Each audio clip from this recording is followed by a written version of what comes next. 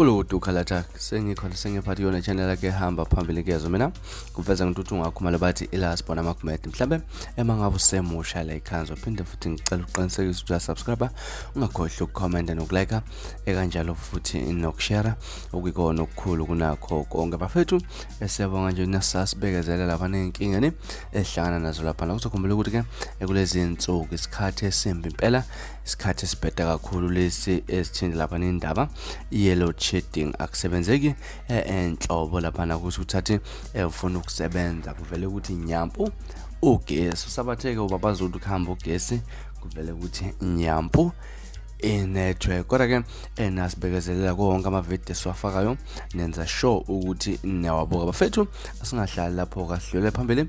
no daba lapha indaba ongiphathela lapha udaba olithinta lapha oWesilisa owase Albertine owine imali engaphezulu kuka 33 million ye-PowerBall ke lo mlisa uthe bangabebuza impela ngomunye umthembo othembekile lapha utheke nochaza ukuthi akazimisele impela ukuthi awuyeke umsebenzi nokusamele phela ukuthi sithola ukuthi hlobo luni lo msebenzi lona bekade ewenza kodwa ke esigcine singaphumelelanga ukuthi sikuthole ukuthi hlobo luni lo msebenzi okade lenziwa lo msebenzi kodwa ke mina ngifuna ukuzwa ukuthi wena mhlambe emangathiwa uwena imali engango 33 million wamarandi lapha namhlambe kumsebenzi owenzayo ungaqhubeka nokwenza